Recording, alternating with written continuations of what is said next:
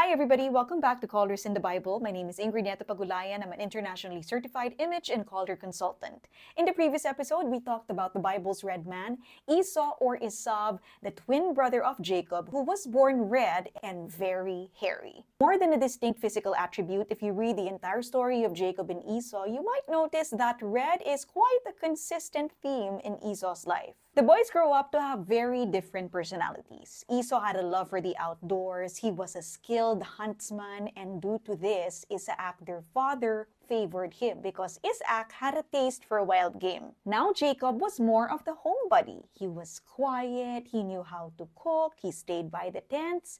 He was so domesticated, which was why their mother, Rebecca or Rivka, favored him more. Mothers, don't you just love children who are so domesticated? They help around the house, they help with the chores. Both parents had their favorites, but that's a story for another day.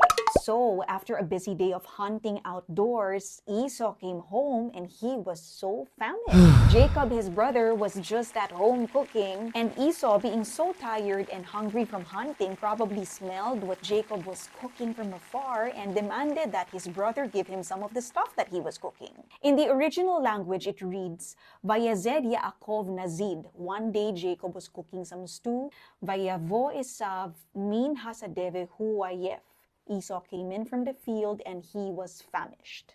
Vayomer Esav el Yaakov, halitenina min ha'adom haze, hiayef anochi. So Esau said to Jacob, please give me some of that red stew, I am starved. Literally, Esau repeats ha'adom, which is just like him saying, give me some of that red. It just shows that he was so tired, he was very hungry, and he was so impatient, he couldn't even call it porridge, he couldn't even call it stew. He just wanted Jacob to give him some of what he was cooking. Alken karashemo Edom.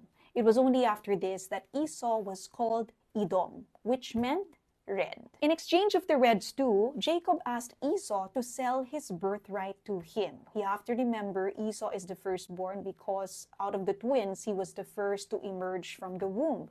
So Jacob asked his brother to sell his birthright to him, and without thinking twice, because Esau's priority at that time was just to quell his hunger, he just sold it. He gave it right away, and Jacob asked him to swear to him. For a serving of red, he let go of his birthright. Many years later, the descendants of Esau or Edom are known as Edomites. This isn't because they were red, just like him. It was more of to identify which branch of the family tree of Abraham they're from. Interestingly, these people, the Edomites, settled in Mount Seir. If you recall in the previous episode, we talked about Esau or Esav. It's a synonym of Seir, a play on the Hebrew word Seir, which meant hair. So interesting that they settled in Mount Seir. Mount Seir was known for its red sandstone formations, and it can be found in modern-day Jordan. If you're curious about what it looks like, the place has a distinct red color. So here's a video that I was able to take from my trip to Jordan more than 10 years ago.